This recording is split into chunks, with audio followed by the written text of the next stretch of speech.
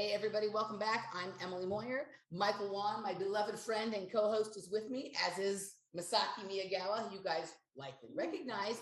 This is Playing the Glass Bead Game, episode number 20. And we've had a few guests on Project Kids recently, but this is the first person we've invited to play the glass bead game with us. So, Masaki, welcome.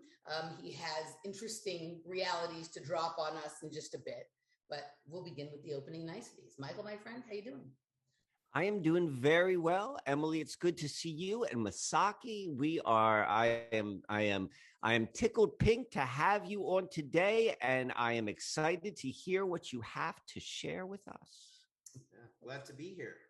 So, they're triangular in nature, but I do think that Masaki sort of makes the ultimate glass beads, right? Like he's got kind of entire realities encapsulated, right? in his stuff. So yes, I think it's an appropriate first guest for the glass bead game. I think he's perfected the art of bead making. Excellent, excellent, excellent. All right. So before we jump into that, let's talk about this last week, because I don't know if it's just me. Maybe it's just me, but I don't think it's just me. But this last week has been a weird one. Yep. Yeah. Would you two would agree? And on every single level, like on the most mundane level, So in the past week, Jenny and I have had 4 different sets of overnight guests. Okay. Like come through, like turning over the house and other people coming through. And then we had a whole bunch of just like day guests come through as well. So like that in itself has been uncommon, unusual. That's way more guests than we have. And it was all like one of those guests was planned, but the other ones just like spontaneously like kind of unfolded. And that kind of set the framework for me at least, of like the weirdness that ensued for the past 7 days since the last time we spoke. Can I share with you some of the stories? Please. I insist. All right. I'm gonna start. I mean, there's so many, but I'm gonna limit it to 2. I'm gonna limit it to 2. And they're both animal based, which are some of my favorites. So I'm going to begin with this one.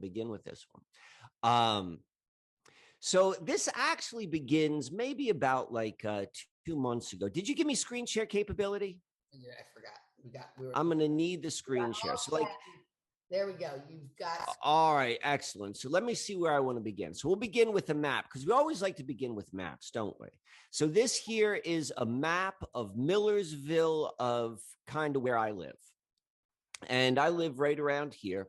And this area right here is Millersville University. And I'll often take a walk, and I walk myself through the university like on a regular basis.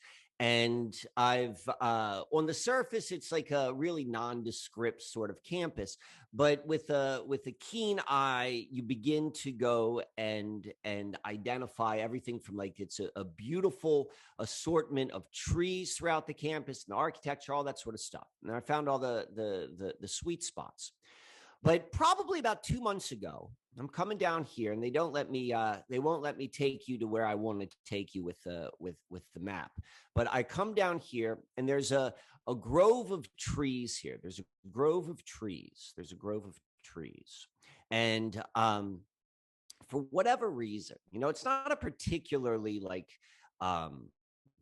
on a visual level, like it doesn't jump out, like it's not like really well manicured or like designed to capture your attention. But nonetheless, this particular grove of trees has just like caught my attention. Like when I walk by, like the first time I like saw it, and I spent some time there, and there's like a tree in the middle, this big like oak tree which comes out. And so like I spent some time there, and I'm like, this is calling to me. And when I've taken other people on tours of the area, like, just like my boys, or like, I'll take Jenny and the girls there. Like, I'm like, we go to this spot, and I point it out. And like, for the most part, everyone's like, they shrug their shoulders. No big deal. So starting last week, one of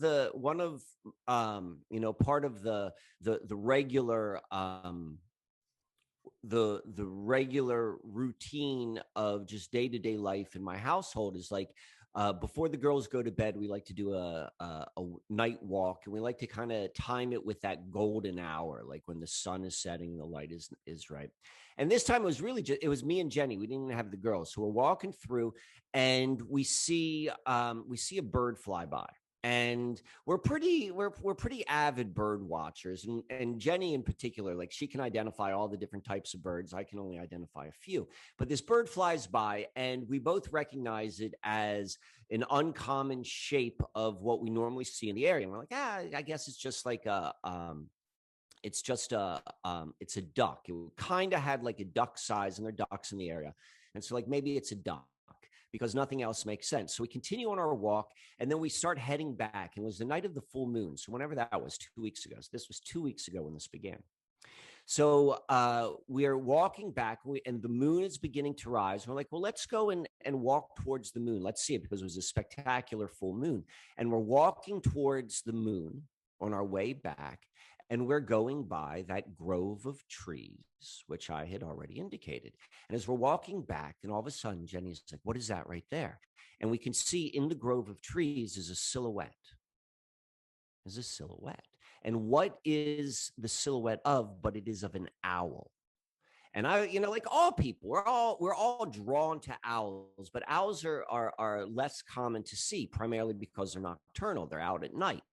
And so to see the owl, like I've only seen owls in the wild like a handful of times. Like you hear them, but like don't always see them. So this was like a big deal. Like, wow, there's this owl. So we see it's out, its outline, and flies away. And so then this became a regular sort of thing in our nightly walk. Are we going to see the owl? And we begin to realize that every night, right around the same time, we see the owl in the same grove of trees. And so this week, this was like maybe on Thursday night, we're doing our walk, and we're coming back, and we're right on the perimeter of the trees, because whenever we get close to the owl, it flies off, and then it roosts on the ground, on the earth itself, which is uncommon. So we've been seeing that. So this time we're kind of on the perimeter, and we're watching. We're like, we don't see the owl yet, and then all of a sudden it appears behind the tree. And so we'll watch it for a little bit, and we make a couple steps, and it flies away. And so what we do is we then walk towards the tree where we first saw the owl. And this is the same tree, the exact same tree that I've been drawn to for the past 2 months. And so sure enough, when we walk to the tree, and we go to where we saw it, and we start walking around, like looking at it, I noticed that something I hadn't noticed before, but there's a hole in the tree. There's a hole in the tree right at the base, right where the base meets the ground. And interestingly enough, we've been watching Stranger Things season 1 again. I've been introducing it to my boys, and there is a scene in one of the episodes where the portal into the upside down world is a hole in the tree. That one is probably is a little bit larger than we saw, but it's just like that. And we're like, do we think that this is the nest of the owl? So we came back the next day, and we examined it, and sure enough, the tree is hollowed out on the inside. And so we make a pretty what I think is a pretty good conclusion. We're like, this is probably where the owl lives, and that's why it appeared out, because it came out of its nest. So that night we decide that we're going to go down and we're going to see the owl. We're going to go see the owl.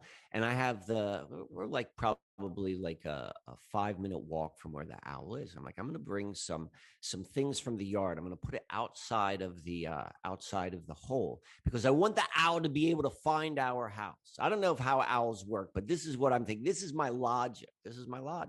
We're going to go and we're going to put some sticks and some leaves and maybe some flowers from the yard, so that the owl can use the owl magic to come to the house, and we can have this interaction with the owl. This is experimentation in real time.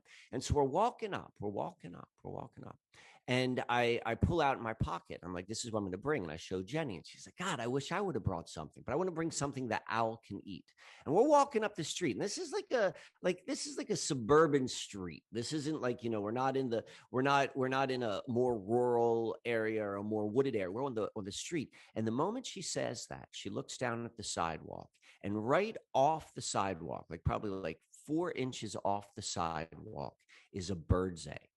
And if you look for birds' eggs, or if you pay attention to the details of nature, like you can find birds' eggs when you're walking around. That's not always, it's not the most uncommon thing to find, but usually when you find them, you're going to find it's already been opened up, whether that's it fell out of the nest or whether a bird took it and dropped it, but it's just a partial bird's egg.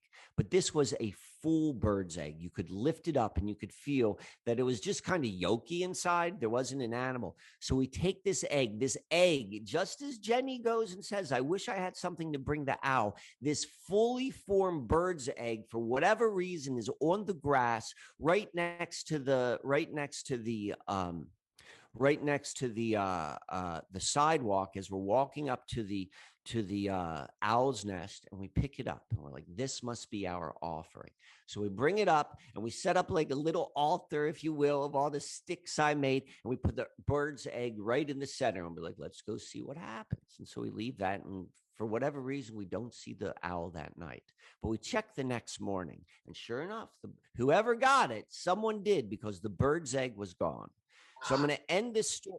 I'm going to end the story with this one last image, which I want to show you. Let me see where I can find it.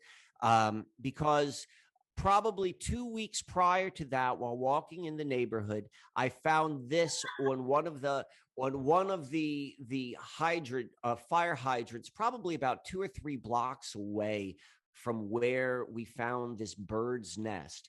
But this is not one of the common conspiracy theories, and this is not a particularly big university. And so to find this, and this doesn't look like it's recent, like this one's been on there for a while. We found ourselves, our birds are not real sticker. So that there is my first animal story. I want to hear your thoughts on that before I get the other one, I have much better visuals for that one. Well, it's comforting to know that you've been creating and performing your own rituals at Millersville Grove. Did you name the owl Moloch? Right? But yes, okay. So no, first of all, I think it's interesting and fascinating because you had that owl sighting a few weeks ago at that park, and you noticed the owl on the ground, and we all talked about how unusual that was. And then this one sort of presents itself to you in this place that you've been fascinated with, almost like it's scripted. Right? like there was something inside. Like, I don't know what I was sensing. Like, I don't know if I was sensing an owl. I don't know whether it was a precognition, but there was undeniably, like, a month, 2 months in advance, I started like just being pulled to that area, to that particular tree. So I think this goes to our ongoing thread and theory about there being parallel realities where time is running in the opposite direction. We're already sensing what we know is coming because we are moving back and forth between these realities, right? And some of these are short and some of these are long. Like some of these take years to play out, and some of them, like whatever I've been having with this 21 years here in Austin or whatever it is, right? But some of them are just days. And I'm going to get into this with a story that I'll share later in the later section of the show as well. But it's fascinating what you've just told, because now I'm going to tell a story that wraps all around that one, right? All right. Like, wow, this is crazy that this is what we both should have prepared to say. So yesterday, I was like, Masaki, we had dinner reservations at this one place, and I asked Masaki what would he like to do, because we're taking him to the airport after the show for his final afternoon evening here in Austin. And he's like, I want to go check out the area of town where you say all the crazy portal, bridge, time travel stuff is, right? So I take him over and we park in one area and sort of show him the power plant. And then I walk him over to where the Austin City Music Hall used to be, right? Where it's now a bunch of restaurants and hotels. And so I take him to my portal and I show him, and we're walking around to the side where the proper hotel is. And I show him the Butterfly Bridge, which with the large owls outside, right? And I do notice this time that the owls have these very interesting glass beads for eyes, which I didn't notice before, that look kind of like there's technology inside of them. So my guess would be that these are actually surveillance owls, right? But so we're looking at the owls, and then we decide it's hot outside. Let's go into the hotel lobby bar and have a drink. And of course, the hotel lobby bar is called the Peacock, right? And Laura and I have been there before after having had dinner in the hotel, but we go in and we sit down and have a drink. And for some reason, I feel compelled to ask the bartender about her tattoos, right? And so she's showing me all her tattoos and telling me about them. And then she has one on her arm of like this area of Maine that has her favorite lighthouse on it. I'm like, you have a favorite lighthouse? I've never met somebody before who has a favorite lighthouse. And of course, we had just talked about the lighthouse in Assateague last week, and I had just put out the show, and the glass bead for last week's show has the lighthouse in it. So I showed her our glass bead. So I'm realizing we're already, like just by coming and lining up with these owls and the butterfly bridge and the peacocks, which have been many, many times topics of our glass bead game, it started to pull others in already. So she came into that. So then we walk back over the bridge. I'm showing him different things, telling him my little theories. We get in the car and I drive him by the mural that has all the paintings I've talked about on it. And then we go over to the restaurant and we go have our dinner at the restaurant. And then I decided, let's go for a walk in the park across the street, because in the park across the street, there is a mound that I've told you about before, but I haven't had pictures to share before. There is a mound that I think is maybe not quite as big or fantastic, but I think it's similar enough to your mound that you write about in your work, that this may be a possible connection point for us, right? So let me just go. I think we were going to talk about it in this segment. Let me just go and pull up the pictures that I took real fast. I transferred the pictures from my phone over to email so I'd be able to show you. So we walked across just a few hundred feet from the restaurant, and in the same general square mile as all the other crazy stuff I was showing him.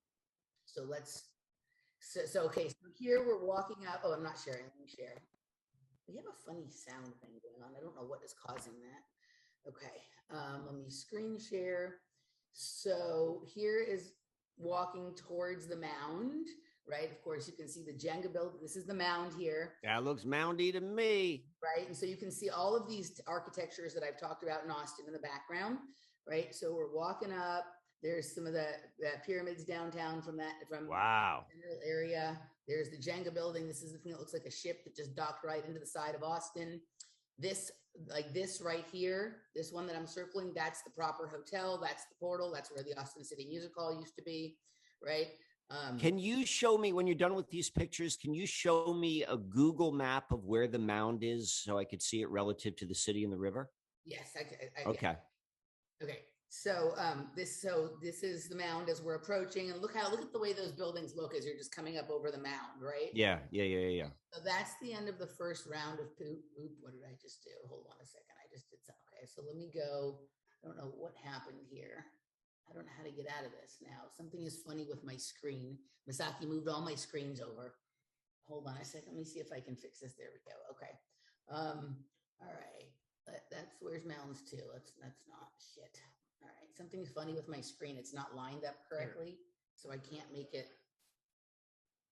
Don't make it worse. Don't make it worse. Don't make it worse. Let me see. Hold on. Something funny. There we go. Okay. So let's see. The mounds 2 picture. All right. So here's mounds 2 pictures. Now I'm up on top of this mound, right? So that's what's on top of it. Mm-hmm. There's a map of the state of Texas, and there's various other cities in Texas named with exactly how many miles it is from this spot, right? Does it have a compass rose like the cardinal points? Are they identified? Hold on a second. On the structure they built? So there's a thing where it's like a north, south, east, west compass around the edge here. So on the outside, so you can see that like outside the benches are where the cardinal points are labeled. Yeah, it's kind of under the benches, sort of. I'm having trouble with this. I can't make it function. Normally over here, I can push to the next picture. It's not doing that. Let me see if I can get it. I don't know. There we go. I don't know why it's not letting me push to the next picture. What is that? What is that image? Okay, which image? The one on the one which is that. I'll zero in on it in a second. Oh yeah, I got to see that. Okay, so here's the various. I'm taking pictures so you get all the way around view of what you can see from downtown and what the various parts of the mound look like. Right. So there. That's on the top of it. Right. So that's what's on top. And look at the way it's sort of lined up with these buildings that I've kind of shown. And there's what you're asking about here. Doug Sham? Doug Som. He's a musician, I think. It's hard to read it on here. But that's what's there. It's like he's a musician guy. He's in some kind of band. Why is it a baseball diamond? I don't know. So that's a baseball diamond, and it's obviously very Masonic. Like, I mean, all baseball diamonds are Masonic as well.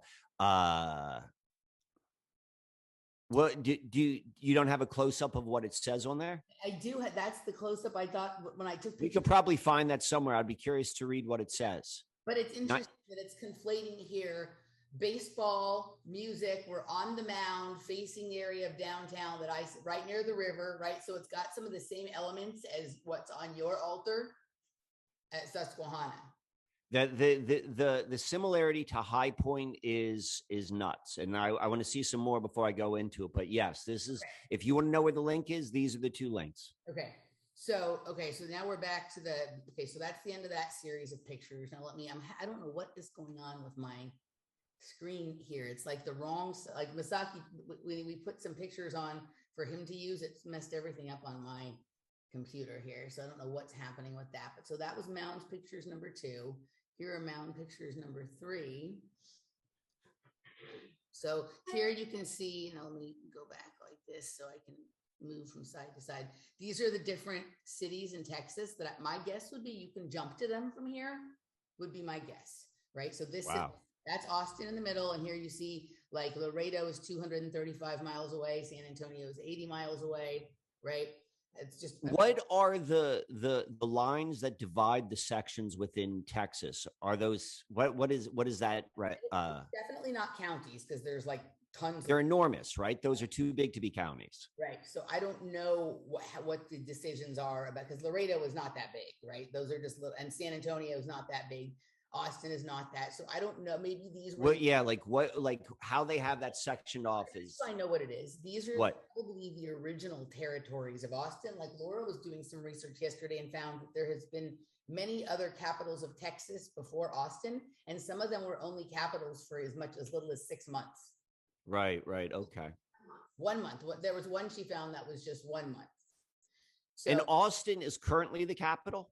Austin is currently the capital. Okay. Right. Okay. And that's also home to the biggest. Is that the biggest campus of University of Texas? Yes. University at Austin. Yes. Okay. There's one in Arlington too, I believe. Right. That's not. There's one in UT Dallas. There's UT Dallas. There's UT El Paso. But there's usually within any state university system like a primary campus. Is Austin the primary campus? Yes. Okay. Yes, for sure. Okay. So there is who's that a picture of? My beautiful girl.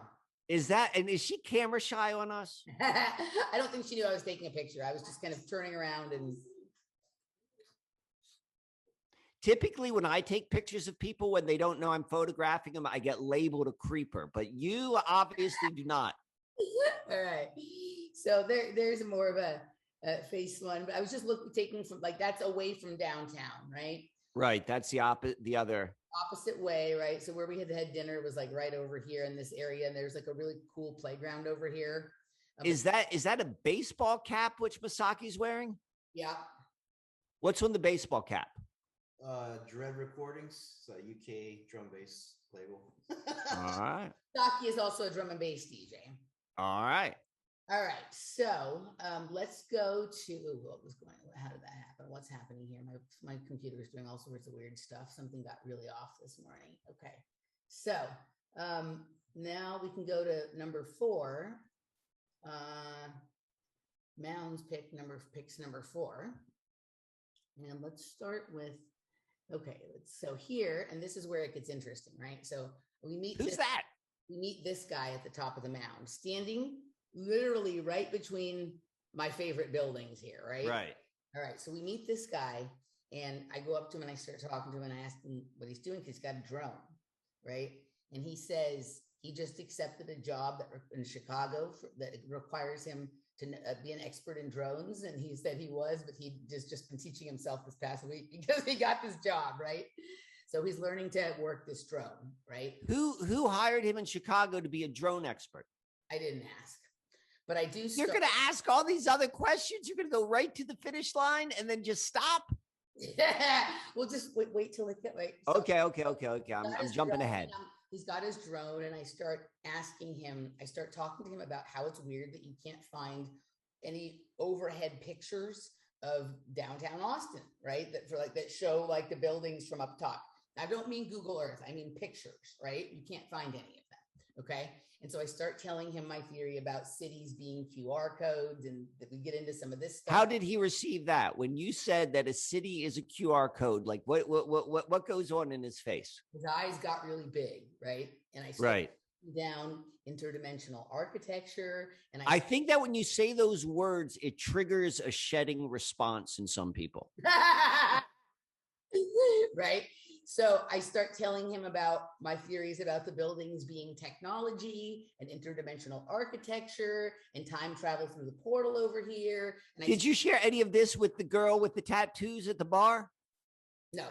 No, you say that. Okay, this guy gets that. He gets like the real deal. All right. He's like, whoa, right? Like he was totally digging it. And so I was kind of on like a Terrence McKenna type of monologue where it just all flowed and was poetic. And, like when Terrence McKenna's talking about the self-transforming machine elves, it was like that. Like I had a good rhythm going, right? Like, all right. My beat down, like it could have been spoken word, like right. And I'm telling him all this stuff, and at the end I said, I finished my thing, and he was like, wow. And I said, and I hope I'm at least the weirdest person you've met this week. And he said, you definitely are. And I said, mission accomplished. Excellent. And then Laura asks him about his surveillance drone, and he turns to me and he goes, all birds are surveillance drones. Did you ask him to expand upon that statement?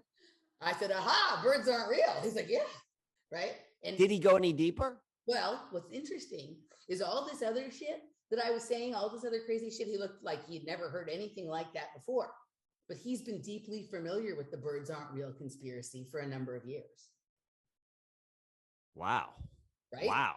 So I think this birds aren't real topic may be evidence of merging realities, that whatever main timeline that you and I think we're from, which I think we've been moving between them a lot more than we have been and aren't aware, but the one that like we maybe identify with the most, or we feel is like our anchor timeline or whatever it is, that one ain't there for you and I, right? And this is peeking in from other realities. And so he comes from one where that's been like, that's the thing, right? So he had a friend that was sitting over here named Adam, right? And Adam had a horse with an Indian on it tattooed on this side and 2 feathers tattooed on his arm here. So I looked at him and I said, what do you think about birds aren't real, Mr. Feathers? He said, I think birds are real. I've eaten too many of them. I know if they weren't real, right? But it was very interesting. Like they both seemed far more comfortable with my narrative of reality than generally people feel when I just dump all that shit on them. And they were on top of the mound here, right? This is where he was choosing to do his flight around and whatnot. And so then we kind of, we chatted with them for a few more minutes, and then we left. And we went over, walking back towards where we were parked at the restaurant, right? And so what's interesting, so there's this little kiddie pool there, and there's a creek, there's part of the river is over here. So there's water near this mound, and there's a lot of metal, right? So this qualifies in a lot of ways as time travel spot, right? There's all sorts, but there's kids in this like puddle here, and the puddle comes and goes. Like there's these things that spray water and create this puddle that they're playing in, and then it pulls it away. Have you seen these playgrounds before? I think so. Yes. The things that spray the water also light up neon colors. It's kind of an interesting little water puddle portal thing, right? But a few hundred feet away, we found a labyrinth that says return, release, receive. Mm-hmm. Right? Where is that relative to the mound? 300 feet away. can you please pull up the map so I can see where all this stuff is in physical reality? A little farther out picture of it. So it's a labyrinth. There's an entrance point and whatever, and this is in the very middle of it. Yeah. Okay. So, all right, now let's go. Can I just tell you that hill is called Doug Som Hill? It's called what?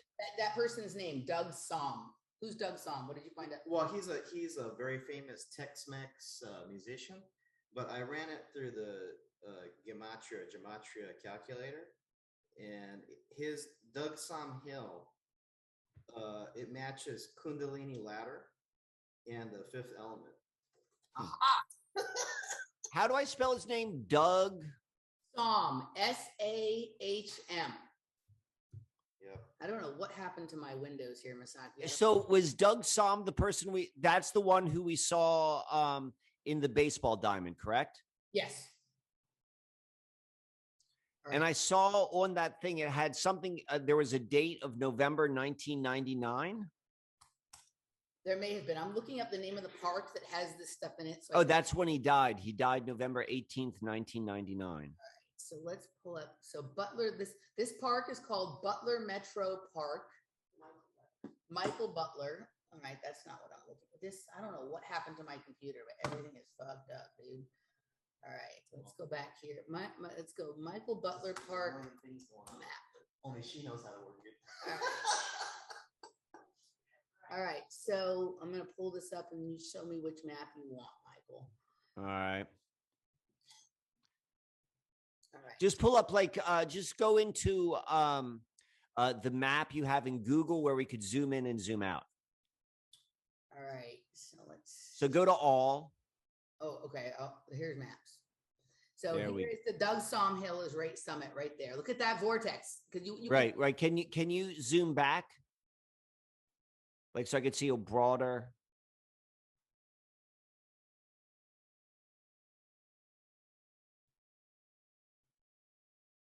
Yeah. Okay. There you go.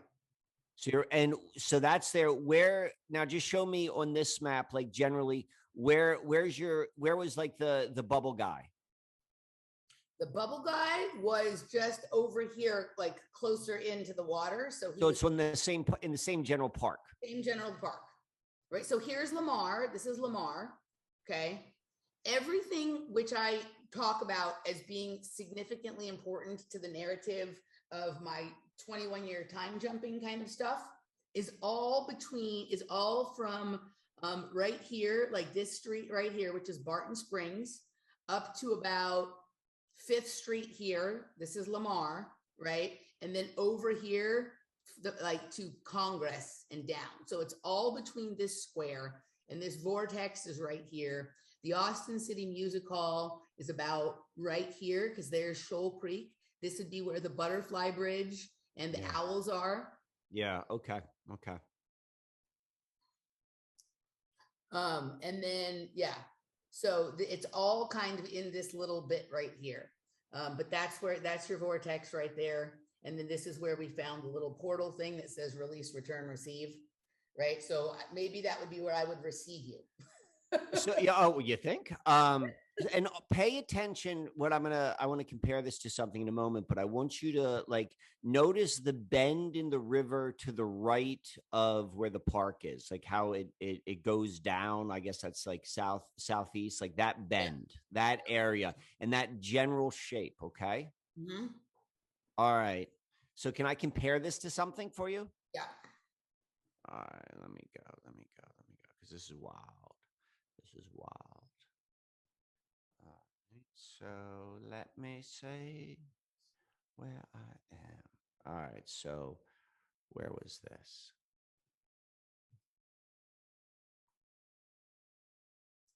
So right there that's just where we are. This is where I live. And this is kind of it reminds me what we saw was on this bend. This is a much larger river and a much larger bend, but this is what I want to zero in. This area right here. Okay. This right here, where 999 intersects 441 right here in Washington Borough. This is the 40th parallel and across from exactly the 40th parallel. And then this right here is High Point Scenic Vista, which I'm about to show you. And then this is Wrightsville, PA, where we saw in the Loki episode where the Nexus event happens. Okay, so let's go in. Here we have High Point Scenic Vista. And you could see its relationship to the river, like it's different scale. This is very different scale than yours, but it's the same. Like the bend is very, very parallel to where I am. Yeah. And I'm zeroing in, they're not showing it to me, are they? So this right here, can you see this is the trail? This is the circle up into this. And we'll go in, and what you have in the middle on the very top of this hill, and this hill is much, much larger. It's a different scale than what you saw, is we have this same thing, the circular area with the benches, and then we have got the sun and the moon. And then if they won't let us get in any closer. They used to allow you to come in a little bit more. And then right here, as I showed you before, is this. So it's the same thing. Like, so we've got, like, it's not exactly the state. And so you stand right here, and then right here is there's a poem chiseled into the rock, which I think was by Robert Louis Stevenson. Is that his name? He was an author. But it's a quote from something he wrote about the name Susquehanna. And then you have like this view over here. The similarity of the mound and of this being in the center and the benches around it, and then the circle is you could see the circle. It's the same circle, the benches all around it. There's definitely a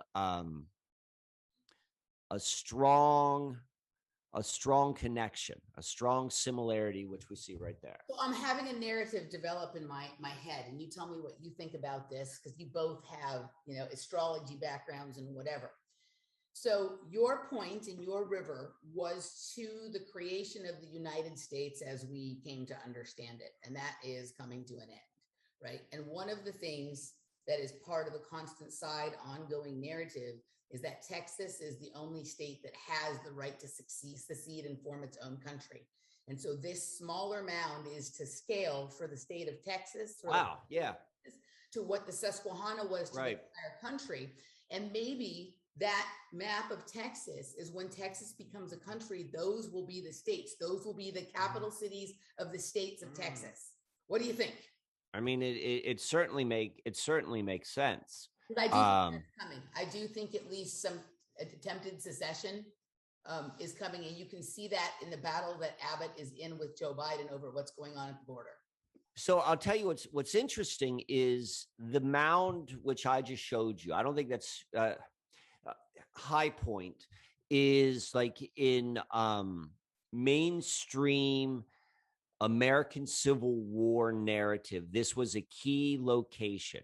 This is when the Confederate troops, they went up through Maryland and they tried to cross over the Susquehanna River at that exact same spot, like literally 3 miles away. And they were going to go to Philadelphia and go through that. And the townsfolk burnt the bridge, and the Confederate army had to turn around, and they basically regrouped in Gettysburg, and then the Battle of Gettysburg occurred, which is maybe 40 miles away. But the point I'm trying to make is, particularly in what you just presented, is both of these sites seemingly are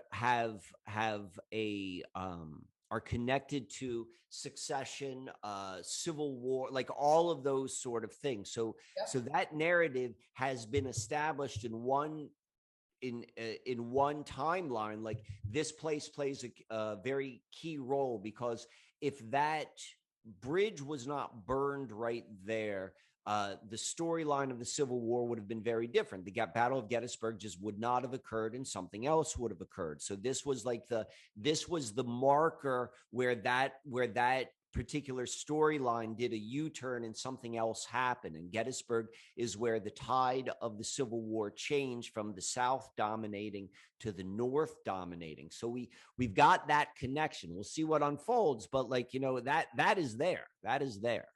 So I was looking up more of the Doug Som Hill matches on Gematria, Okay. Keeper of the Gate, and Terrence McKenna. And I just said Terrence McKenna. Right, there we go. Terrence McKenna matches the gematria of Doug Hill. And I literally felt like I wasn't talking about psychedelics, but the way that it was so smooth, right? I felt like I was channeling Terrence McKenna when I was up there giving my little monologue to this guy on my theories about downtown Austin. That's fascinating. Yeah, this is. I deal with radionics and basically holographic influence every day. So Okay. when I see mounds and basically radionic or interdimensional antennas, it's exactly what you guys are talking about all day. Because whether you're working with a board or a mound, that's like a giant antenna, right? Going right. Dimensions. Yeah. So, and it's always connected to the giants, and the giants are probably interdimensional. So since you mentioned giants, I'm just going to say this because I had this happen. Okay, so the street that our new office is on, suddenly there's this black building that has like a piece of graffiti on it, not like artistic, beautiful mural graffiti, but just like a tag, right? But the tag is so big, I'm like, a giant must have made this because a normal sized person couldn't have made one fluid stroke like this was done with a spray can. This person had to have been a giant. I'm like, there's got to be a giant roaming the streets, right? And I have to tell you, I have seen two people in the week since then riding around town on bicycles that look to me to be giants, that look to me to be over 7 feet tall. Their bicycles, like the seat of their bicycle is over my head, right? Huh. And so I'm just curious. It's just interesting you said giants. I'm like, I've never seen a graffiti tag, like just a name sprayed tag that spanned that much material on a side of a building. It's impossible that somebody could have done that in one fell stroke unless they were somewhere between 7 and 8 feet tall. And well, what's interesting is the place which the High Point where High Point is, the reason it came into existence is that was a known burial ground and where the Susquehannocks lived. And the Susquehannocks, like going back to the John Smith map, are the ones who are called the giant-like people. This is where like this whole like the first touch in our modern history of giants of North America. Like this is literally where they said they lived. So let me show you this. This is kind of cool. Remember the other guy on the hill yesterday had the Indian on a horse on his back tattooed, on a side tattooed. He had the skeleton of an Indian tattooed on the side of him. All right. Right. So we have each of these points, like I zeroed in, this is right on High Point and this is right on your mound. It seems like it's almost like the midpoint is Nashville, right? Okay. So we've got that going on. So I just want to look at that line right there. But undoubtedly, like there's a lot of connection between these two different places. All righty. So shall we move on? I've got another story which ties into that, and this one's a little bit shorter. All right, let's do this one, and we'll move on into glass bead play behind the wall. Okay. So also this weekend, this was on Friday. So I give tours of the area, and there are really like 4 primary places which I go. On Friday, there was a guy who came up from the Norfolk area of Virginia, which is pretty close to where Assateague was. So the whole time we were talking about that whole Assateague thing. And I was giving him a tour of Chickies Rock. And I'll go show you. Let me go show you where that is. So Chickies Rock is right across. Let's go. So right here is the place I give the tour are right here. This is Chickies Rock. This point here, Turkey Point and High Point. So on Friday, we're on Chickies Rock. And what I did, which was unusual, is I also had Mark, Mark from My Family Thinks I'm Crazy podcast. He was one of the visitors who was staying with me. I'm like, hey, well, you go and you'll record this while I do this talk because I want to have the footage of when I give the tour and blah, blah, blah. So we go and we take the tour, and the purpose of the tour, it begins on The tour begins in the beginning of this park right here. Let me go and show you because it's kind of cool. It begins right here, and we walk all through here, and the end point of it is to go to this like really cool old furnace. And there's like a whole purpose of all this. It's the first right of the 40th parallel. So the reason I'm telling you all this is once we get there, like there's this whole kind of like journey you take to go to arrive. And then once we go, we sit into the place and we talk and just like have an interesting time. So while I was there, and I've done this like, you know, both on my own and as giving tours like countless times. And this was probably around 11 o'clock on a Friday morning. The trail was pretty well used, lots of people around. And I have never seen particularly like mammals besides like a squirrel. You don't ever see any sort of like wildlife there. Like you don't see deer. You don't see, this isn't like really like a trail. It's paved trail. It's around too many people and the wildlife is kind of like hidden. So that being said, while I was there, while we were in the furnace, we had an animal interaction. And what's so interesting about this, like the story in itself is interesting, but what makes it so much fun is Mark was recording when it happened. So we've got the footage. And so can I show you the footage? Can I share with you this footage? Yeah. All right, let me see what we got here. So I need to share sound. So let's to share computer. Are you serious? I might have to come back to this because I don't know if they're gonna. There it is. Oh, can you see this? Yep. All right, perfect. All right. So let me go right here. So, so this is me. Now my computer's being funny. Okay, there we go. So this is me inside of the furnace. And that in itself is fascinating. And I'm talking to this guy. So the person who's getting the tour is like right over here. The filming is right over here. And I'm talking. And all of a sudden, in the middle of my conversation, I hear something out of on the periphery.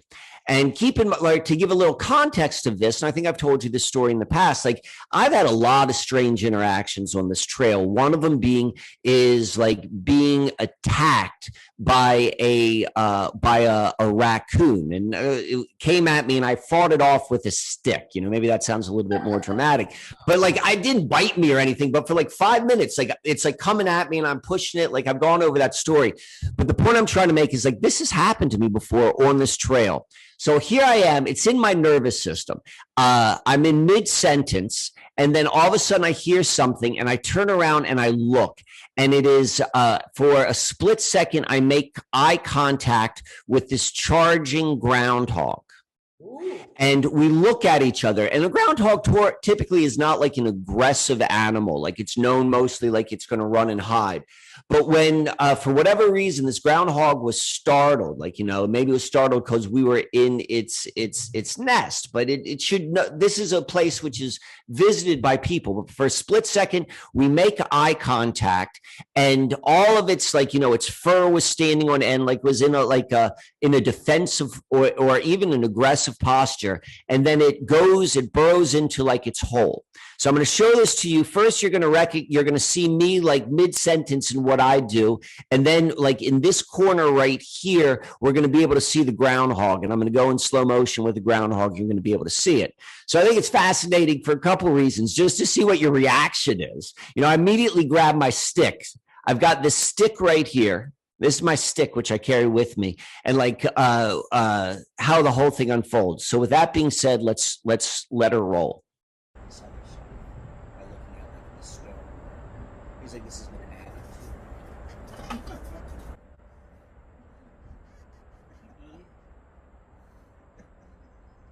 So that whole thing, that split second is like me talking, you'd see, and I go and I grab it. So here I'm walking over, the groundhog goes in this little area. Are they the same thing? I didn't know so now we'll go through it a little bit more slowly. So we've had. So look right here. So it goes and it runs by, and just like check this out. Like, look at me. I'm locked into it. I grab the stick in one fluid. I'm ready to fight the groundhog. Right. I don't know what it is, to be quite honest, at the time, whether it's a groundhog or whatever the animal is. Let me get out of that. And screen share. Did I end the screen share? Okay, so what makes that particularly of interest, it keeps on running. Let me shut this down. What this is, where this gets really interesting is when you then begin to add in like groundhog and like time loops. We've talked that before, because the ultimate time loop modern Hollywood story of it is Groundhog's Day. Yes.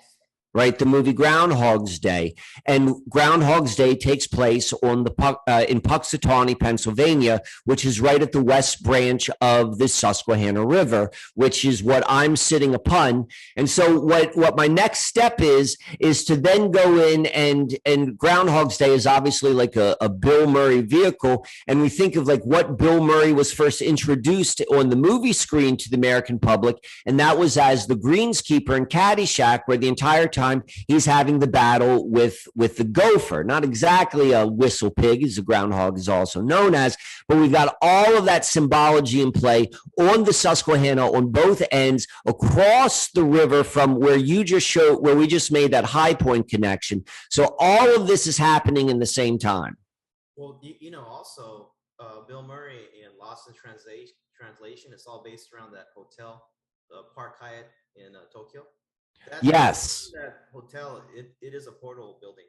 And I would like to see that in context to like the Austin skyline, because where I am doesn't have skyline, doesn't have that, but Austin, particularly that modern skyline, is in harmony in like just a general sense with Tokyo, or like any of a more modern city. All right, so we've been talking about that Lost in Translation all week here because he's thinking about moving to Japan. Right. And so we've been talking about that movie, and we've talked about that Hyatt, and there actually is a very strange Hyatt right downtown, like right across the Congress Bridge, right where you see the bats, right across from downtown, right next to said park that we're talking about. Right. Let me see if I can pull up a picture of it. Let me see if I can. Hyatt on Congress, Austin. It's a triangular shape, sort of. Let me see if I can find it. There it is. All right, hold on a second. Let's find it. The picture that will be good to share. Let me see if I can find the actual picture of the building. Where is it? So here it is. All right, let's go screen share. My computer is all messed up. All right, so this right here, this is it. It's triangular in shape, and it sits directly across from the rest of the altar of downtown. Which one is it? Right here. It's on this side of the river. And the brown building in the foreground? Yeah, it's a triangle shape, right? And it's right here next to it is the Congress Bridge where all the bats come. And down over here begins that park that about, quarter mile away this way is where the High Point Vista thing is, right?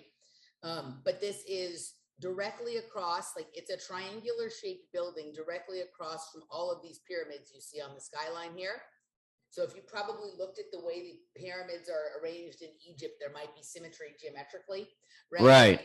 But this has come up before in our conversation with Howdy when we've talked about the Yeti shop. The Yeti shop is right downstairs from this. The Yeti shop right there on the Colorado River. So that's the Hyatt in Austin. There's also, this is another Hyatt. This is the Hyatt Place. It's right downtown near the convention center, which also is pretty interesting looking shape-wise.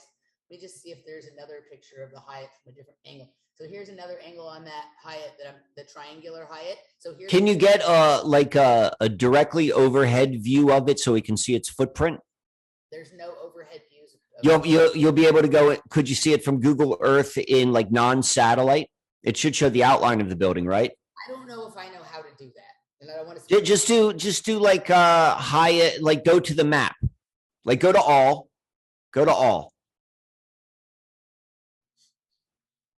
Sorry, my computer is slow. Yeah.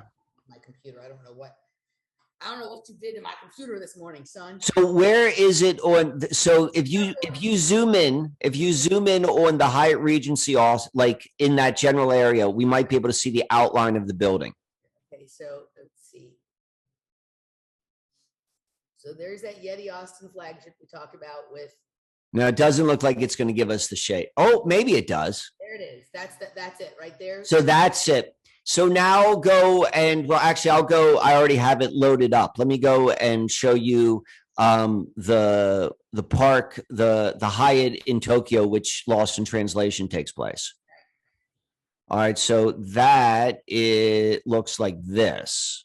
So it's not exactly the same, but we've got kind of like this, it looks more like the other Hyatt, the one which you said is near the convention center, but nonetheless, there seems to be like a triangular sort of quality, even just the fact that there are 3 towers. So we've got the we've got the 3, but this, I can't really tell from this angle, but that looks like there's like a pyramidal type structure on the top as well. And it looks like right here, just from that view, you could see that there's definitely like triangular shapes come into play in this Hyatt as well, because undoubtedly, like just what you're saying, like we were talking about, like after going through the connection between on the breakfast table the next day, talking with the house guests, we're talking about Bill Murray and Groundhog's Day and all of the groundhog symbology. And then we went to Lost in Translation. And so, but we didn't go to the hotel itself. And so now we're seeing this link here. So this is richly textured. Richly textured. All right, let's take a quick potty break, and then we will shift realities and let Masaki here bring us a new multiverse. How does that sound? All right, that sounds fantastic. All right, quick potty. We'll be back, guys. All right. Hey, everybody. You just watched the longest ever opening clip from a Glass Bead Game episode. This is Playing the Glass Bead Game episode, Playing the Glass Bead Game episode number 20. Those were the opening niceties. Our good friend Masaki Miyagawa joined us for the patrons portion, or the members portion, for about another hour and a half of the show. And he introduced us to one of the strangest characters on the internet. And this person seems to sort of embody the idea of realities sort of merging, shifting, there being a multiverse that is overlapping each other, where the layers are overlapping each other. So we did about an hour and a half dive into this. And if you would like to join us and receive the entire episode, you can do so at patreon.com/offplanetmedia at the Project Kids level, or you can go to projectkids.locals.com. And if you would like to receive a complimentary episode and you haven't yet, contact me. If you'd like a free day at the cafe, contact me, and enjoy the show. All righty, guys. Have a good one. Bye.